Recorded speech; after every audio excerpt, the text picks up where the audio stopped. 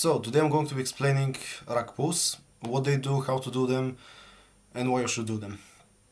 Now let's begin with what even is a rack pull. A rack pull is basically when you do the very last portion of deadlift, but you don't start from the ground. You start from the just above the knee. Now, what do they do? Well, the muscles it activates are the lower back, upper back, legs. By legs I mean specifically glutes and hamstrings, and forearms.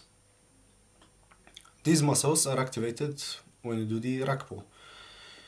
Now, the form is basically, you're going to see it on screen, of me doing rack pulls with 120 kilograms, which for me, it's a relatively medium weight.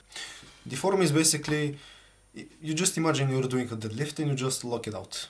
That's pretty much it, with a straight back and shoulders pulled back as well. That's pretty much it about the form. The place where you grip the bar depends on you. Specifically, it's your choice basically.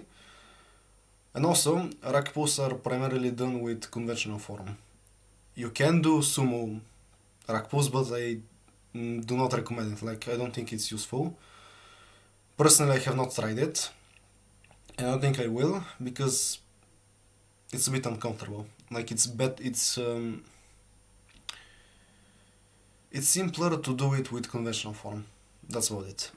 Now, what are the benefits of rack pulls? Well, while yes, they are really good at building muscle, they exceed at building strength. Specifically in deadlifts. With deadlifts, there are a lot of people who are able to lift the bar off the ground but are not able to lock it out. For those people, rack pulls are the best solution to increase their deadlift max. It also builds a lot of grip strength.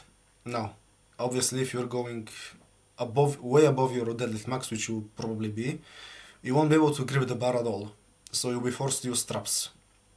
And at that point, just the forearm training is gone. Now, I did mention that the bar position should be just above the knee. And obviously, it's up to your personal choice. You can go above and below that. If you go above that, you'd be able to lift much more at the cost of less efficient and more risky training. You're more likely to injure yourself the heavier you lift. Now, if you go lower, the lower you go, the more legs it activates instead of back. Obviously, if you're doing with the proper form, which is just basically a deadlift form, but it's a partial deadlift basically. Yes, those are the benefits of rack pulls. Now the negatives. The rack pull itself, it's a huge ego booster, and by huge I mean really big. Personally, I'm able to lift 300 kilograms on the rack pull. And, I don't do them often, but I really do want to do them just because I'm able to lift this much weight. Now, obviously, there are a lot of people who also want the same thing. The difference between me and them is that they actually do them regularly. And if you do like heavy singles on rack pulls multiple times a week, you're going to get injured, guarantee. And by injured, I don't mean just a light fracture or anything. No, you're going to get in a wheelchair. Another thing, the rack pull itself, you're able to lift inhuman weights, which can obviously dislocate your shoulder. Now, what am I saying here? Basically, when I do rack pulls with reasonable weights, my shoulders are like this, right? But when I do like 300 kilograms, they are like this, but even further than that. And why that's bad? Well, I'm going to dislocate my shoulder if I do them every day. So keep in mind, go for 1 rep maxes.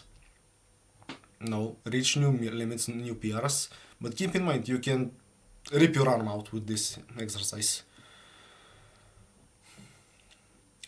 And last, since you're able to lift this much weight, the likelihood of you breaking the gym equipment is really high, and obviously you're gonna have to pay. Today I did rack pulls. First set, I'm not really sure how many I did, but I know that my top set was 260 for 3. And I'm telling you, while I was resting, the bar was, instead of this, it was like this. And obviously I wanted to even go for 300 or 380.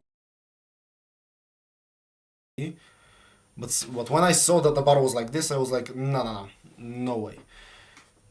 Because I'm going to snap the bar in half. No, I'm not gonna snap it in half, but it's going to be permanently bended and it's going to be unusable. Also, another thing, it's not just the bars that can break. The safeties itself, they also break.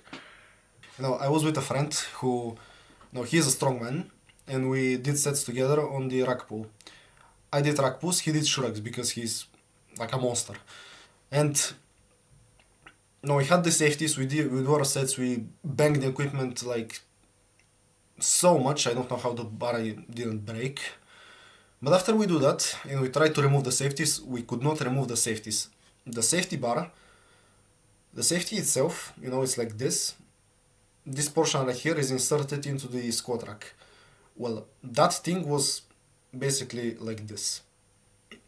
The safety bended because of our lifting. And that squat rack was unusable for 2 weeks until they could fix it. We tried to remove it, but they ended up using an angle grinder to cut it off. So yeah, keep in mind, you can break the equipment, which you're going to pay it back mostly. Like, probably you're going to have to pay it back. And in more extreme cases, you might get banned from the gym, which is not good. Now, my personal experience with rack pulls is that I like them because with rack pulls I was able to increase my deadlift from, I'm not sure, I think 260 to 220, which was my max. Yeah, I was able to increase my deadlift by, not 40, by 60 kilos. Now obviously I was not just doing rack pulls, I was doing a lot of other stuff. And that other stuff I'm going to be making videos on in the future. That's about it, so have a good day.